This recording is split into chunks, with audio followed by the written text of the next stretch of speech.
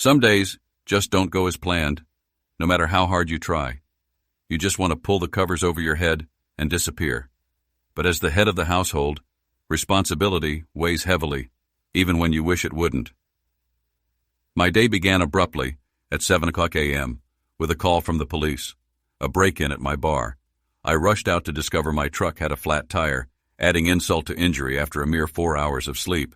I borrowed Melody's car and headed to the bar, only to find the place trashed and most of the liquor gone. The entrance was smashed in. It looked like a 2-week closure at least. The police classified it as a robbery, and after the insurance agent assessed the damage, I boarded up the entrance, waiting for repairs. Thankfully, insurance would cover the losses until we reopened. Around lunchtime, as I was about to leave in Melody's car, I heard someone shout, "Melody, wait!" I turned to see a man rushing toward me, stopping short when he realized his mistake. He apologized, mumbled something about the wrong car, and hurried off. Later at home, I described the incident to Melody, but she didn't recognize the man's description. When she asked why I'd needed her car, I told her about the break-in and the flat tire. After a quick lunch, I replaced the valve stem on my truck, then made a pit stop for new jeans, t-shirts, and a MAGA hat. Back home, I found a note from Melody, gone shopping. My late shifts on Fridays and Saturdays meant I often didn't get home until after sunrise. After 12 years, I finally shaved off my beard, showered, dressed, and completely forgot to brush my hair, leaving my curls a wild mess. The transformation was so drastic I barely recognized myself. I decided to check out some other bars in town. Melody was still out when I left. I snuck into the bar through the back entrance, changed into my new clothes, and grabbed a pair of reading glasses to complete my disguise. Clean-shaven and bespectacled, I looked years younger, almost like a college student. Knowing my truck was too conspicuous, I called a cab and headed to National Car Rental, where I picked up a nondescript white Ford Taurus. Starting from the north end of town, I made my way through various bars, observing and learning. I studied the staff, the ambiance, the clientele, the pricing, gathering intel for my own reopening. I'd order a drink, get what I needed, then usually leave before finishing it. It was at the 7th Bar, a university student hangout down by the Mississippi River, that everything changed. Walking into New City Jack's, I saw my wife Melody dancing provocatively with another man. Fury surged through me, especially when I recognized him as the man who'd called out to her earlier. She'd lied. Melody was wearing a revealing outfit, showing ample cleavage. As a bartender, I knew appearances could be deceiving. Looking for a vantage point, I was offered a seat at a table if I'd buy a round. Surprised, I accepted and ordered a double gin and tonic. They were regulars, and they explained the weekend crowds were mostly university students. Later, I casually inquired about the woman in the revealing outfit. Melody Corbett, the redhead informed me, usually seen with her boss, Payne Richards.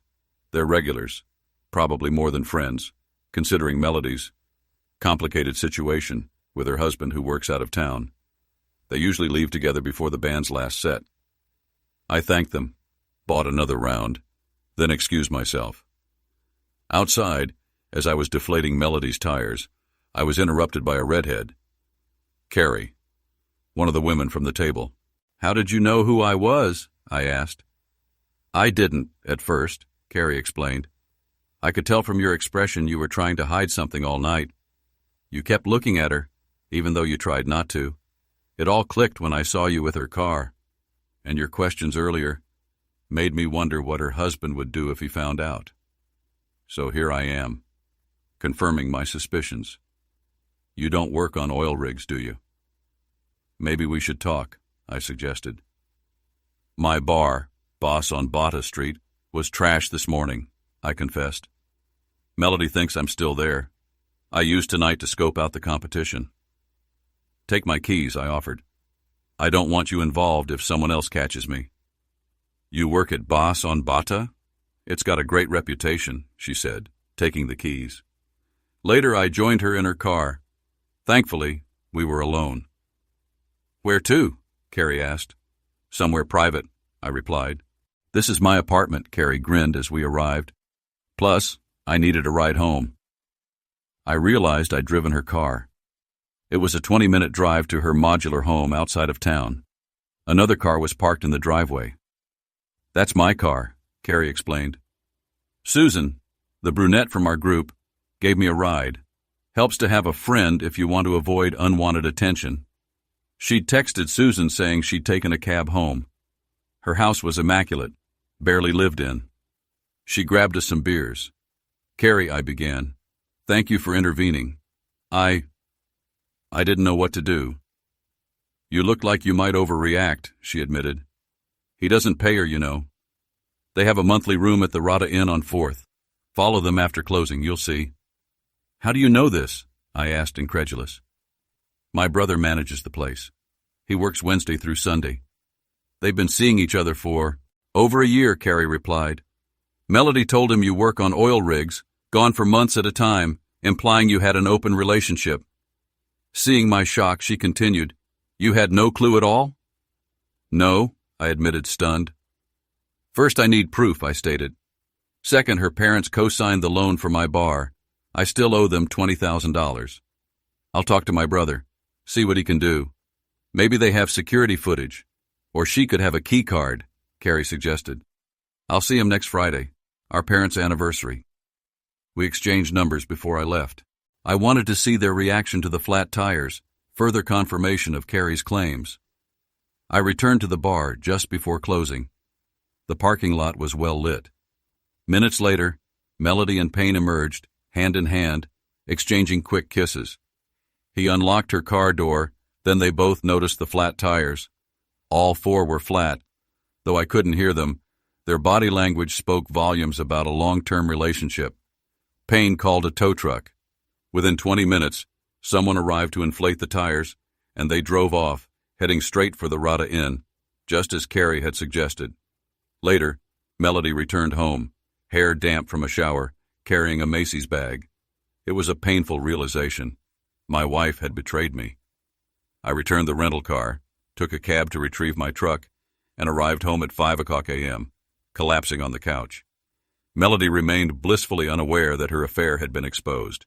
Melody and I had met on a double date. I was instantly captivated by her mesmerizing eyes. Despite her father's strict rules, she'd won me over. I drove to see her every weekend, against my own father's wishes, eventually winning him over with persistence. She went to college. I took online business courses while working. By her sophomore year, we were engaged. That summer, the bar I now own went up for sale. I visited Melody's father, and we discussed renovating the dark, outdated establishment. He agreed to lend me money from his retirement fund at 6% interest and helped with the renovations. We transformed the bar, significantly reducing operating costs. Over a decade, I'd paid down the loan from $200,000 to under $20,000, and the bar's value had doubled. Melody's parents encouraged us to start a family, but she'd hesitated. I realized I wasn't considered father material. I quickly secured a commercial loan and paid off her father, who then returned the final payment, having profited from his own bar's sale. With his blessing, I cleared the bank loan, leaving only the unsecured debt to my in-laws. Repairs and renovations were underway at my bar, but Melody remained oblivious, lost in her own world.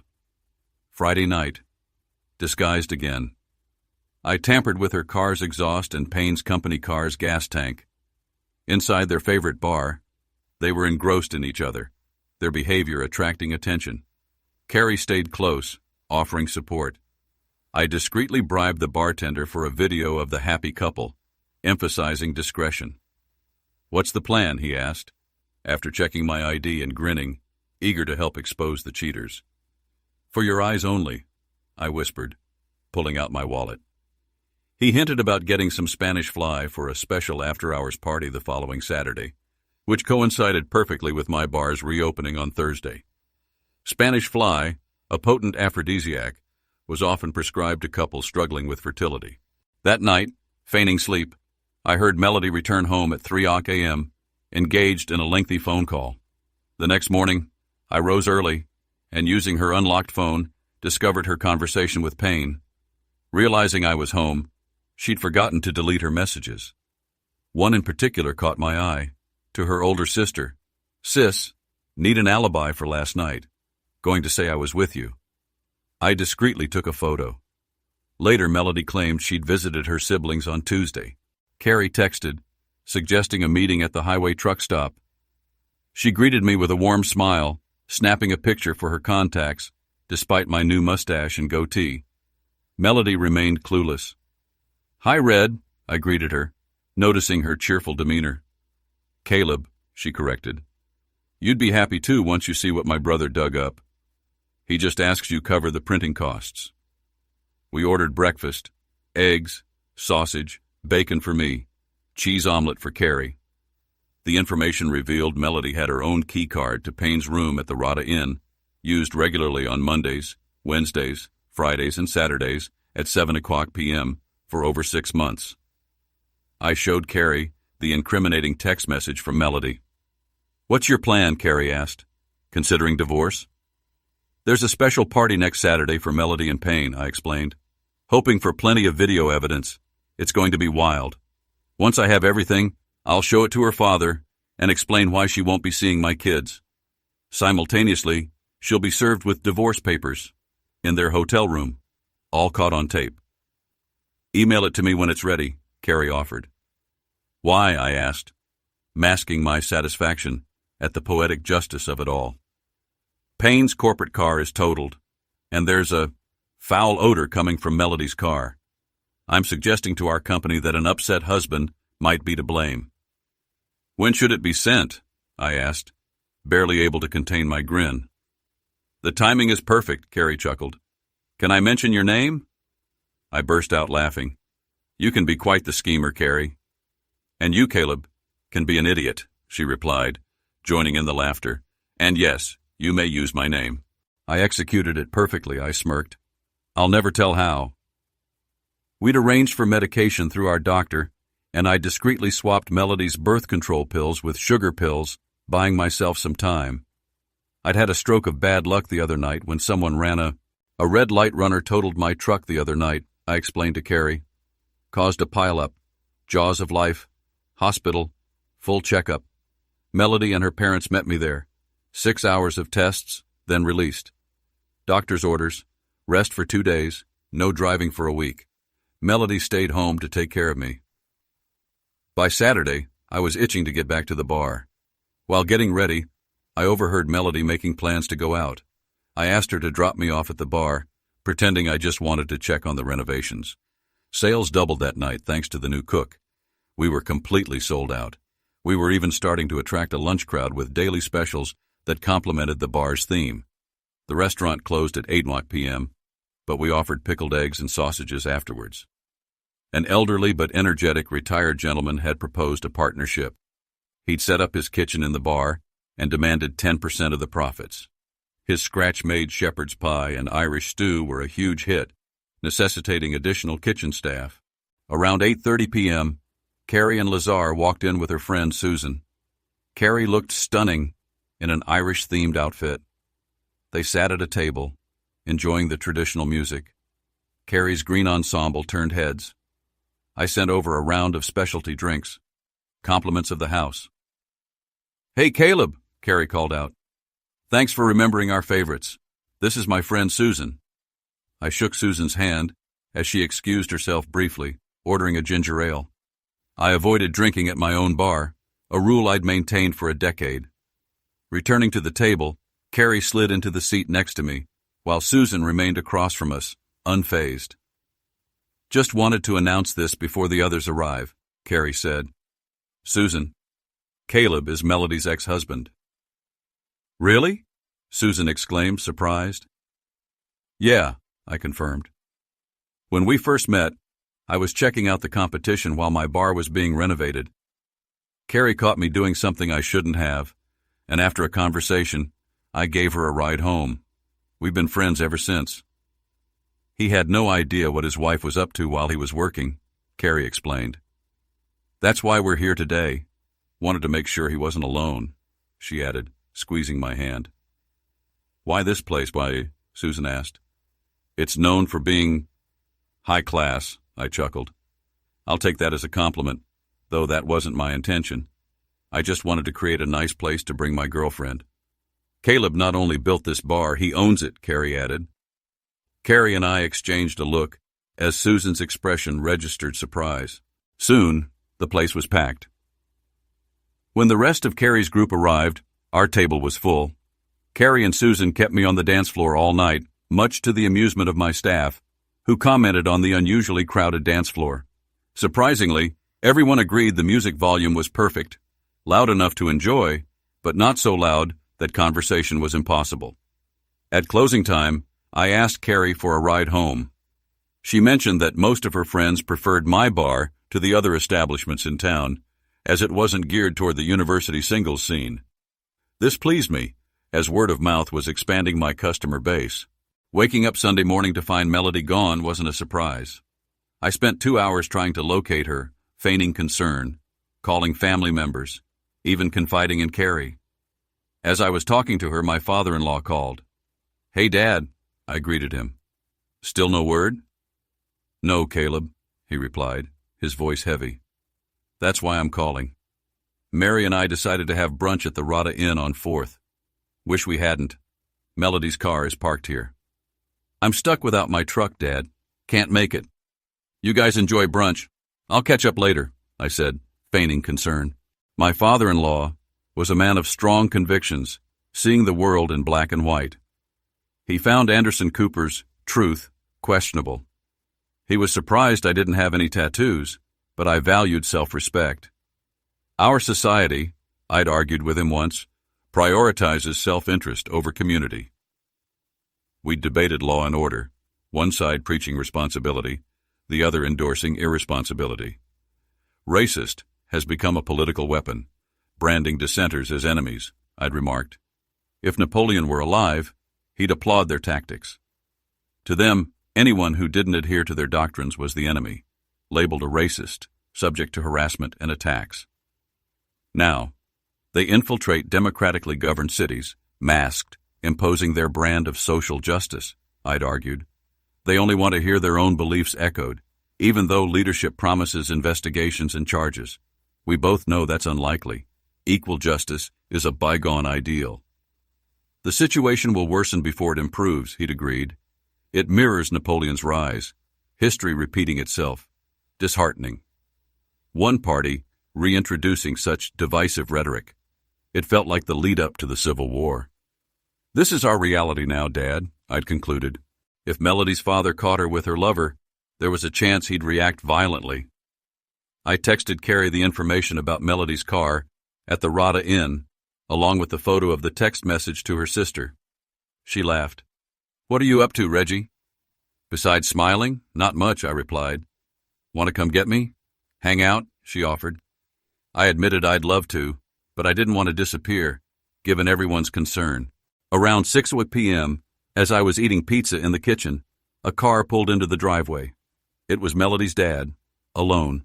He looked utterly defeated. I let him in. Inside, I poured him a Maker's Mark and offered him a slice of pizza on a clean plate. "Dad, it's serious.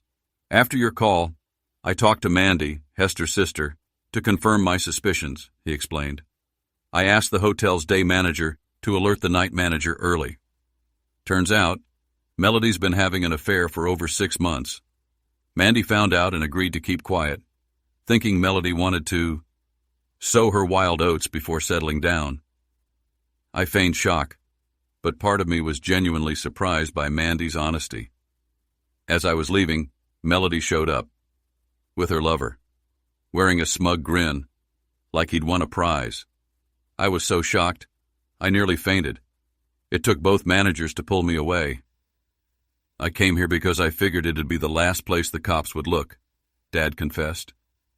"Dad, I'll call Mom first and let her know you're safe. Then I'll talk to the Rada Inn manager about pressing charges." My mother-in-law was devastated, but relieved her husband was safe. Melody called to apologize, but her mother wasn't having it. "Your apology means nothing, Melody," she'd retorted. "You've caused enough trouble already." Afterward, I called Jason Lasher, Carrie's brother, to settle a $5 bet, He joked about his sister, reminding me she never forgets. He suggested I pay him in front of Carrie, to finally put it to rest. Why? I'd asked. It'll save us both a lot of trouble, he replied. She needs to learn to let go. I reassured him of my intentions, explaining that I was still married and wouldn't make any decisions until the divorce was finalized. I promised to be careful. He then informed me that the police hadn't been called, and Payne had agreed not to press charges, thanks to Melody's persuasion. Relieved, I shared the good news with Dad before calling Mom, seeing the relief wash over his face. What are you planning to do about this? He asked, clearly worried. I pulled out my phone and drafted a message to Melody, showing it to her father. It read, Dad just told me everything. Congratulations. You've successfully dismantled our family in a single day. Do not come home. The Melody I knew is gone. If you choose him over us, our marriage is over. Otherwise, it's a slow, painful demise over the next 6 months. I meant every word. Trust, once broken, is nearly impossible to repair. Let's end this marriage, quickly, with dignity, he declared, sending the message. Mary, my ex-mother-in-law, always said Melody had married her father. This only proved her right. After pizza and a few drinks, we headed to Lumberland for 3 deadbolt locks. Soon after they were installed, the rest of the family arrived, Mandy, Jack, and Mary, along with their adorable kittens. They left around 10 p.m. I texted Carrie, You awake? She called immediately. Are you okay? Jason called and filled me in. Payne has 2 black eyes and a broken nose, I chuckled. Your father-in-law decked him before Jason intervened. He used to box, amateur, when he was younger, I explained. Would have loved to see that. After the incident, he came here, distraught, I continued. Learned from your brother that no charges were filed, so I updated the family. They'd already gathered to discuss the situation. What about Melody? Carrie asked. I told her about my father-in-law's question and the message I'd drafted. Let's end this marriage with dignity, he said, and sent it. Your father-in-law spoke for you? Couldn't you forgive her? Give her another chance? Carrie questioned. No. For him, she broke trust beyond repair. He sees things in black and white. She made her choice. Consequences be damned. And I agree with him, I stated. He even helped me change the locks. Any updates on last night? Carrie inquired. Haven't had a chance to check. Been busy, I chuckled. But I suppose it doesn't matter now. I'll keep my promise. I'll wait until Monday night, she assured me. From what I've heard, it might surprise you. Why? I asked. Word is the bartender at New City Jack's has a side hustle in certain types of videos, Carrie chuckled. If that's true, I wouldn't be surprised if he capitalized on the situation. Are you serious? I asked, incredulous. Absolutely, Carrie replied. But back to business. When's our official first date? How about the day Melody gets served? I suggested, grinning. I'll even arrange for her to be served at the office. Just remember, you're sending red roses beforehand. I want to drive home the point that she violated my standards of fidelity, Carrie remarked. Tomorrow at work will be interesting. After ending the call, I thought about Carrie. Around 24, unmarried, attractive. About 5'8", not skinny, but what my grandfather would have called childbearing hips. She worked at the same dental company as Melody and Payne, but not in management, as far as I knew. Discerning about who she let into her life, close to her family and a small circle of friends, which now included me. She enjoyed dancing and drinking, sociable, like me. But Carrie was also cautious, leaving me with more questions than answers. Her level of education seemed higher than her current position suggested, hinting at hidden depths. Getting ready for bed, I hummed, Hey Carrie Ann, what's the game? Anyone can play. Anticipating a difficult Monday, I arranged for my assistant to manage the bar until I dealt with my personal matters. Mandy arrived in Jack's truck to help pack Hester's belongings. We stopped for packing supplies, determined to do this properly. Starting with the master bedroom, while I assembled boxes. Mandy began sorting through dresser drawers. "Caleb," she said, "I'm appalled by my sister's behavior. I never approved, but I stayed quiet, hoping she'd come to her senses. When Dad told me about your message, I broke down and told him the truth. She'd only known for a month. He took it hard, like he'd failed as a father. I think Mom feels the same way." "Mandy, I'm still processing everything," I admitted.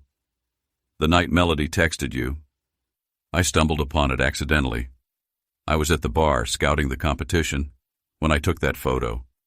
I just wanted proof for a confrontation. I never expected it to unravel like this. I truly regret it." "Didn't you tell her the bar had been broken into and was closed?" she asked. "I did," I replied. "But in hindsight, I realized she heard, but didn't listen. I should have recognized it as her way of signaling the end of our marriage. Melody had always been sheltered by her father, as had I. Mandy believed I needed to experience fatherhood to truly appreciate the sacrifices he had made. I tried to instill those same values in my children. Melody, even from a young age, had a skewed sense of right and wrong. That hadn't changed, and part of me wished I'd seen it sooner. I often think about your parents," I admitted to Mandy. "Few can claim their father-in-law as one of their closest friends." As Mandy reached Hester's lingerie drawer, she asked for sewing scissors. I quickly retrieved them. Before packing the undergarments, she cut out the crotch of the panties and between the cups of the bras, perhaps a message to her sister. The altered items were tossed into a box. I appreciated the gesture. I couldn't have done it myself. It took us about 4 hours to pack half of Melody's belongings. I suggested lunch before we continued, and Mandy agreed, taking me to a new Chinese restaurant called Yumi. The buffet was impressive and reasonably priced. We arrived as the lunch rush was ending, and ran into Payne on his way out. Sporting 2 black eyes, a broken nose, and swollen lips, he was a testament to my father-in-law's handiwork. "Mandy, my father did that to him?" she exclaimed. "It'll take 2 months to heal. An eyewitness told me your dad only hit him 3 times before they pulled him off." "From the looks of Payne, my dad still packs a punch," I remarked, surprising Mandy. "If they hadn't stopped him, would Payne be in the hospital?" "Not sure," I replied, getting out of the car as we reached the restaurant entrance. As if on cue, Payne reappeared, urging Mandy to unblock Melody. "Payne," Mandy asked, "have you met my brother-in-law Caleb?" I stepped forward. Payne's face paled as he recognized me as the driver of Melody's car. He raised his fist. "If that's how you want it, Payne, fine," I said. "Mandy will confirm you started it." As soon as she nodded, I kicked him in the groin, then punched him twice in the face, following up with a flurry of blows until he collapsed. One final punch for good measure. Feeling a sense of release, I escorted Mandy inside. We were seated, and I ordered unsweetened tea while she opted for a cola. "Before we eat," Mandy began, "did my daddy teach you those moves?" "Not exactly," I explained. "But part of my job is handling troublemakers. I didn't want a fair fight. I wanted it over quickly."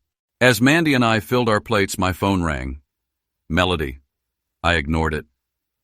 "I think her boyfriend already called her," I remarked. "Too bad he won't be giving her anything else anytime soon." Mandy burst out laughing, drawing stares from other diners. I made a mental note not to joke with her in public again. "That was hilarious," she chuckled. "I almost peed myself." "Glad you didn't," I teased. "How would you explain that to Jack?" I might have yelled, "Flash flood," she joked. "Stop it," she said, laughing again. After lunch, we finished packing, unloading everything at Jack's storage unit around 5 p.m. I paid the deposit and first month's rent, leaving the key with the owner. I texted Melody the storage unit information. My insurance company had called with a lowball offer for my totaled truck, so I'd requested a replacement with comparable mileage. This would cost them more in the long run. Back home, Carrie and Susan were waiting. I introduced them to Mandy as Melody's colleagues and invited everyone in. Mandy filled Jack in on the situation, and we all relaxed with a few beers. "We stopped by to check on you," Carrie said. And to see if you wanted to join us for dinner, Susan added. Several people had a rough day at work, she continued. Payne was seriously injured this morning, ended up in the hospital this afternoon. Melody was apartment hunting during lunch. Can't say I feel sorry for any of them, Mandy replied. We spent the day moving Melody's stuff into storage. Caleb let me pack her underwear, making it easily accessible for her future lovers. I notified Payne's company about his and Melody's misconduct, Carrie explained. Attached a picture of Payne's face after your father-in-law got to him. Made it clear that office romances, especially long-term affairs, were unacceptable. Do you hate my sister that much? Mandy asked Carrie. No, I dislike her behavior. I come from a family where we take responsibility for our actions, Carrie replied. If we did something good, we were praised. If we did something bad, there were consequences. I just think they got away with it for too long. I excused myself to take a call from the bar. Later, Carrie filled me in on what I'd missed. So, Carrie Ann, I began, how long have you been in love? With Caleb? Mandy asked, sincerely curious. The night I met him, he discovered his wife's affair, Carrie recounted. I saw him struggling to control his anger. Instead of confronting her publicly, he deflated her tires. He didn't want me involved, which showed consideration. He was ready to face the consequences alone. We talked that night. He didn't curse or humiliate Melody. He just wanted proof to explain to his father-in-law why she didn't want children. Caleb's always been empathetic, Mandy added. He's the peacemaker in family disputes, even when he's hurting himself. You have my approval, Carrie, Mandy continued. But if you hurt him, I won't hesitate to intervene. When your father found out about Melody and Payne, he came to Caleb for support, Carrie revealed. Did you know he sent the text that ended their marriage? No, Mandy exclaimed. That explains why they never talked about reconciling. Call Jack and the kids. Meet us at the bar, I told Mandy. I'm making dinner for everyone, including Susan and Carrie. Give me a minute to change. When I returned, Mandy was gone, and Susan was in the kitchen. Carrie had cleaned up. We exchanged appreciative glances. I like your sister-in-law, Carrie remarked. I think we'll be good friends. She speaks highly of you too, I replied, as Carrie hugged me. We shared a look, a silent acknowledgement of the growing connection between us. Walking hand in hand to the car, sharing smiles with Susan, Carrie took the front seat, and I sat in the back, a sense of anticipation building. We're taking it slow, Carrie said, as Susan commented on our leisurely pace. Small steps until this mess is sorted out. I want to be a stay-at-home mom, with a husband who shares my values. Mandy's children greeted us enthusiastically at her house.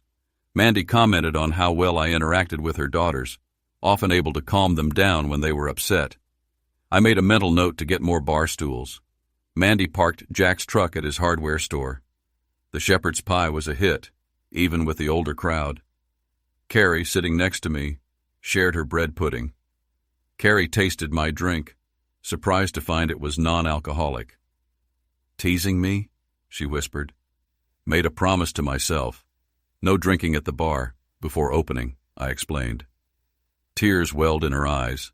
She looked proud. My assistant reported strong sales, over $1,000 in food alone. I paid my tab with my debit card, emphasizing honesty to my staff. Not everyone agrees, Carrie commented, but if you think about it, it adds up. I left a 20% tip. Susan and Carrie drove me home. I opened my email to find a video from the bartender, Jack, documenting Saturday night's events. Titled Surviving University Night, it featured Melody and Payne. The video included legally witnessed contracts and was now for sale on an adult website. I texted Carrie the update, adding that Melody would make sure her parents never saw it. Later, Carrie arrived, looking dramatically different. I'm stunned, I managed. Who are you, and what have you done with my Carrie Ann? Do you like it? She responded, twirling. I've changed my look for good. Your message gave me the perfect excuse to explain. I've been working undercover for the FDA, investigating Richard's dental supply for over 2 years, Carrie revealed. They've been selling contaminated materials from China, laundering the source through multiple shell companies. Most buyers are unknowingly using lead-laced dental products. Payne, with his history of preying on married women, is a danger to Melody. Then I came along and diverted your attention, I interjected. Is Susan an agent too? Yes. We met in college studying accounting, Carrie explained. Before we go any further, she continued, I need you to forward that video and any related information to my FBI contact. The bartender at New City Jack's is involved in similar activities as Melody and Payne. Your intel could help shut down their operation. We sent the information jointly. I poured Carrie a glass of wine. I grabbed a beer. Her phone rang. My mom. I offered her some privacy, but she declined, putting the call on speakerphone. Hi, Mom, Carrie greeted her cheerfully. Looks like you got my message. Did you really resign from the FDA? Her mother asked. Yes, Susan and I are wrapping things up this week, then starting our own firm. We'll testify if needed, but we're staying local for now. We've been urging you to settle down for years. Why now? Her mother inquired. Mom, Carrie laughed. Why did you move back home? Okay, Mom, Carrie relented. I met someone who piqued my interest enough to make me consider settling down. Is this the Caleb you've mentioned? Her mother asked. Mom, enough. Goodbye, Carrie said, ending the call. Empty nest syndrome, right? I joked. Tomorrow I have a divorce lawyer appointment, Carrie said, changing the subject. Susan and I are leaving Richards. The FDA raids on Wednesday. They want us out before they execute the warrants, even though they already know where to look. Carrie left around 1:00 a.m. Tuesday morning, I settled the rental car issue with my insurance company, then headed to the lawyer's office to initiate divorce proceedings. I was her first appointment. She asked for proof, so I recounted the entire story, letting her listen to the recorded conversation with my father-in-law. I also provided the printed records from the Rata Inn. This will strengthen our position if Hester agrees to my proposed settlement, I explained. We then should arrange a meeting with Hester and her attorney, I told my lawyer. Show them what's on this flash drive. It depicts what transpired last Saturday night. With their consent, of course. I've even forwarded the email confirmation. What makes you so sure she won't contest this? My feminist lawyer inquired. Take the flash drive home. Watch the 2-hour video. Alone. I keep the business. She gets the house. No alimony, I suggested. And if she refuses? She pressed. Then every member of both families receives a copy. Anonymously, I stated, getting up to leave. Caleb, she sighed, can you always be this ruthless? Only when someone's actions leave me no other choice, I replied. She made me realize the last 12 years of my life were largely a waste. Meanwhile, Carrie and Susan resigned in person, delivering the news directly to Melody, the office manager. She was stunned. Replacing them would be difficult. Payne, still visibly injured, spent the day in his office fielding calls from headquarters. Confident in his job security, thanks to family connections, he agreed to cover the cost of 2 company cars out of his own pocket. He was given an ultimatum: marry Melody or fire her. Post-divorce, of course. After leaving my lawyer's office, I went to see a real estate broker. I wanted to know what office buildings were on the market. He mentioned one that he thought could be a gold mine if the new owner could secure a reputable anchor tenant. It's only 5 blocks from Boss, on Bata. It's bank-owned now, he explained. I think they're getting tired of carrying it. With some cosmetic updates, paint, landscaping, the 3-story building could be easily revitalized. After considering it, I agreed. We drafted a lowball offer, contingent on financing and inspection. I asked if I could show a potential client the space I had in mind for them. He gave me the keys. Could you and Susan swing by the bar? Need to show you both something, I texted Carrie. Sure, she replied quickly. I called my father-in-law. Dad, got an hour or two? Why? He asked. I might have to sell the bar to settle the divorce, I explained. Need to start thinking about a fresh start. There's an office building I'm considering, and I wanted your opinion." He agreed. I picked him up, and we walked through the building, checking the electrical and plumbing. He pointed out a few things the inspector might miss, potential bargaining chips. I told him the asking price and my offer. "Smart move," he said. "You can always go up, but you can't go down. I think you should go for it. You'll need a couple of new anchor tenants, though." "I have 2 ladies in mind," I replied, starting their own accounting firm, already working with Melody and me, in case I am forced to sell Bass. He grinned. "If you get it, I'll help you renovate the space for them. It's bigger than their current office with plenty of parking. Mandy speaks highly of them. Trustworthy, she says." "Thanks, Dad," I said, grateful for his support. "Do you think Melody will go after the bar and the divorce?" that he asked. "The Melody I knew probably wouldn't," I replied. "The one I'm divorcing? Absolutely. She'll twist everything to make herself the victim." My father-in-law looked surprised. "But that's not fair. It's not the truth." "Dad, you and I know that. But name one situation, outside of a legal contract, where the truth actually matters, especially in a divorce. It's all about what the judge believes. If we'd had kids, I'd be screwed," I lamented. "But it's not right," he insisted. "Dad, we agree. But we're in the minority. We still believe in right and wrong. Most people only care about themselves these days. The days of for the greater good are long gone," I remarked. "Look at the homelessness in California, the so-called promised land. Reality is what the media feeds them on any given day, and it's always changing." Back at the bar, my realtor informed me the bank had accepted my offer, but wouldn't finance the purchase. Despite my loyal banking history, I started looking for financing online, submitting 5 years of tax returns to prove I was a good risk. Susan, Carrie, and I walked through the vacant ground floor of the building I was about to purchase. It had previously housed a call center. I described my vision for the new bar and restaurant, then asked about their office space needs. "We can't afford build-out costs," Susan admitted. "We need something move-in ready." "I'll cover the cost myself," I decided. "Develop the space as the bar gets going. I'll know about financing by Friday. Expect to get the building below appraisal," I assured them. "Melody's dad will help with construction, keeping costs down." "Why go to all this trouble?" Carrie asked. "The court might force me to sell Bass as part of the divorce settlement. Planning ahead," I explained. "Just write down your needs for the next 2 years. I'll go from there." Susan raised another point. "What if you don't have to sell Bass?" My assistant's promotion and my recent accident meant I needed a contingency plan.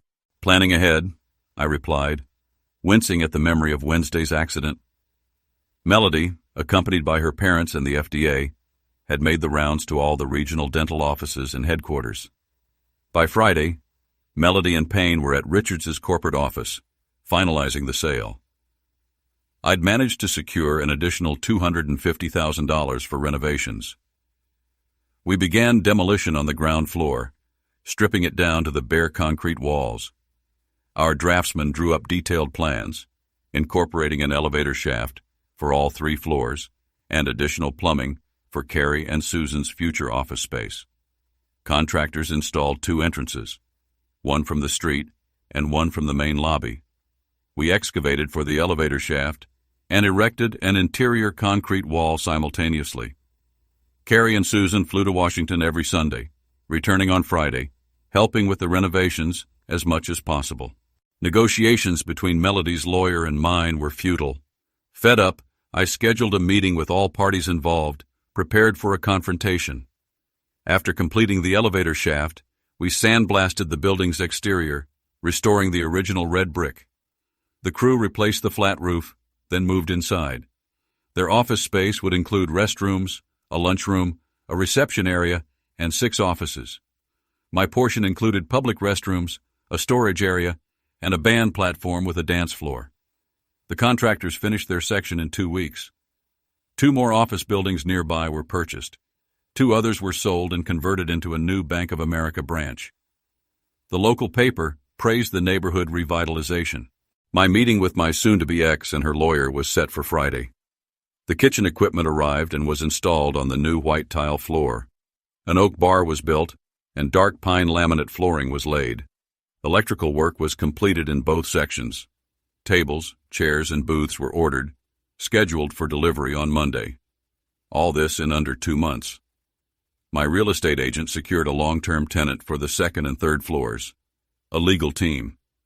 They'd cover the mortgage, taxes, and associated expenses.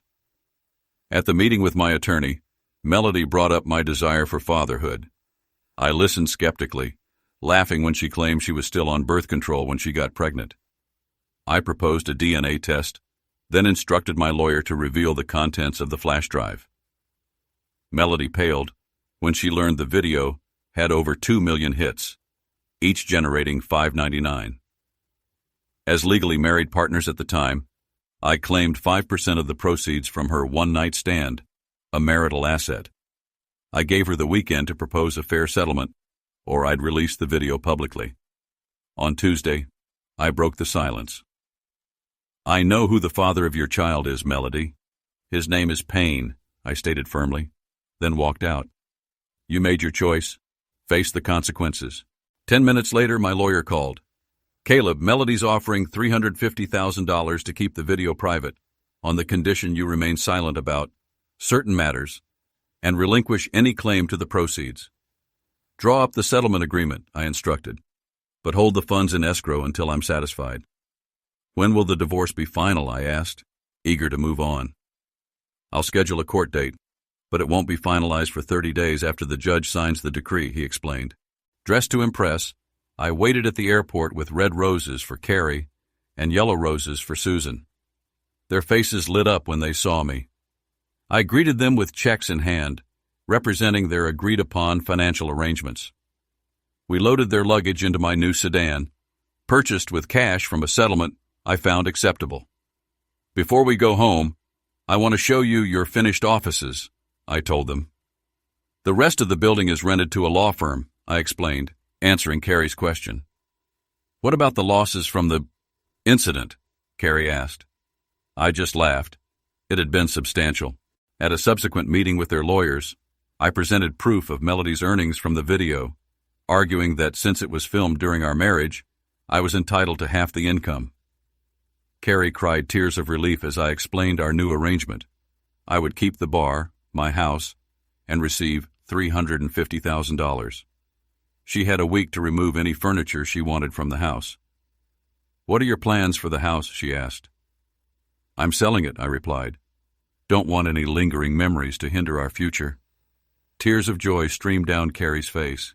Susan, Carrie remarked later, you're still as slow as molasses in January. It took you 2 months to admit what you knew the night we met. Mandy and her family were right about you, Caleb, Susan admitted. But when you finally commit, you do it right. Even Susan, usually reserved, became emotional when she saw their new office space. The warm, professional atmosphere, decorated in oak and pastel colors, impressed them both. All that's left is to name the business, register it, and buy furniture and equipment, I said, smiling. You ladies have a great eye for color, I told Carrie as she hugged me. I love you, I finally admitted, kissing her, no longer holding back. Later I drove Susan to Carrie's house, where they were both living now. It was the first time Carrie had been to my house. We spent hours talking, catching up, and other things. After breakfast at our favorite deli, I took Carrie to Gerard's to look at rings. She found one she loved, but hesitated at the price. I insisted on buying it, envisioning it as a future heirloom, perhaps a gift for our daughter's 16th birthday. Even the salesperson was touched as she processed the sale. The first person Carrie called was Susan. We agreed to meet at Bass at 6:00 p.m. I suggested she invite her parents. I was eager for them to meet the man who'd convinced their daughters to move back home. I called Daniel, my former father-in-law, and Mary, whom I still called Mom and Dad, and invited them as well. They readily accepted. I told them Melody and I had reached a divorce settlement, finalized the following week. Learning that Melody and Payne had announced their engagement, though they hadn't spoken to me, I asked Mandy to bring her family too. I arranged for the chef to prepare a special meal for the occasion, traditional Irish lamb stew and soda bread with his special twist, and Irish coffee with fresh cream for everyone except me. To my surprise, a private table in the back had been reserved for us. Daniel and Mary arrived first, giving me a chance to introduce Carrie. Then, unexpectedly, Carrie's parents, Bob and Roseanne Lasher, joined us. Daniel had kept them in the loop. When Jack and Mandy arrived, their young children rushed to me, hugging me tightly. Carrie opened her arms, and the younger one toddled over to her. During a wonderful dinner, we announced Carrie's engagement. The size of the ring stunned everyone. Carrie explained the story behind it, and my reasoning, bringing her mother to tears and eliciting approving nods from the family. When Carrie said it was okay for me to call her parents Mom and Dad, I assured them they would always be Mom and Dad to me as well. The food, as always, was exceptional. When the bill came, Carrie's father insisted on paying. I started to protest, but Carrie stopped me with a gentle nudge. After everyone left, except Carrie's parents, we recounted our story in detail. Bob asked why I never drank Irish coffee. Carrie explained my policy of abstaining from alcohol at my own bar, setting an example for my employees. Impressed, Bob joked that our restaurant was fit for his daughter and her friend, praising the office design and my principles. Daniel considered me the son he never had, someone who stood by his values. Off the record, I considered him the father figure I never had. Growing up poor, without a father, my mother raised my sister and me alone after he left before they were even married. Meeting Daniel through Melody, I found him tough, street smart, and uncompromising, but always principled. He taught me invaluable lessons about strength and integrity, shaping the man I am today. Daniel was my father, not by blood, but by choice. I owed much of my moral compass to him. We stood in comfortable silence until the ladies returned. Then Carrie's father spoke, expressing his approval of our relationship, welcoming me into their family. Carrie was shocked. He'd never approved of any of her previous partners. We spent the night together, and it was hard to see her leave the next morning. Carrie and Susan wanted to leave the FDA on good terms. I listed the house on Monday, signed the divorce agreement on Wednesday, and the trust fund was released on Friday. I watched as the judge finalized the divorce. Melody didn't show up. I picked up my assistant and showed him the layout of the new bar. He agreed to manage it for $75,000 a year, plus a 10% bonus based on net income. Charlie's Bar and Grill was born. 3 years later, Corbett and Sullivan Accounting thrived, and Charlie's was a local favorite. Melody and Payne's marriage imploded when she caught him with her best friend. Her family remained distant. The birth of our twins brought immeasurable joy amidst life's usual challenges. Carrie, in the throes of labor, jokingly named me Payne. We proudly introduced our red-haired babies to our families.